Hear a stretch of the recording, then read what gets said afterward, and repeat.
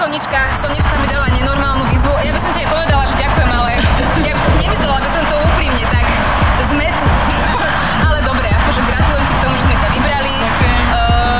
Som rada a vôbec to nehovorím s iróniou. Ja pozerám, že už teraz je pomerne teplo, keď dám von ruku, bude mi ešte teplejšie. Bude. Za prvé ťa naobliekame a za druhé budeš. Budem horieť. A ty horievaš takto? Vo voľnom čase? V voľnom čase. V pracovnom čase skôr. A ešte sa ti nikdy nič nestalo? To chcem vedieť. Nestalo.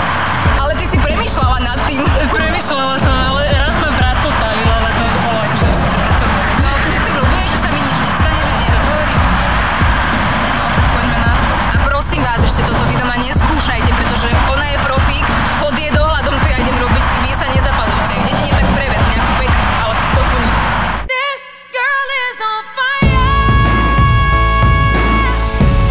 Posledné slovo. Zhorí všetko, čo mám.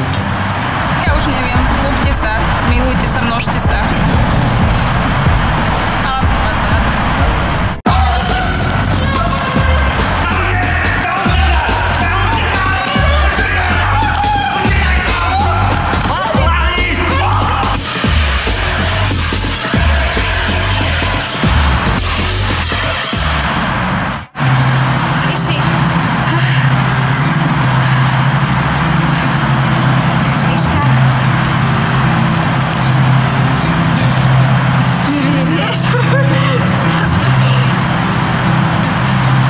Ešte dáme? Máme ešte.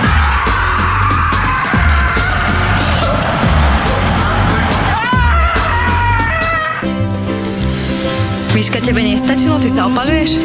Ešte trošku mi ohorelo obočie, tak sa dopalujem. Jaj, dopaľuješ sa. Prirodzeným spôsobom. Tak sa opaľuj pekne.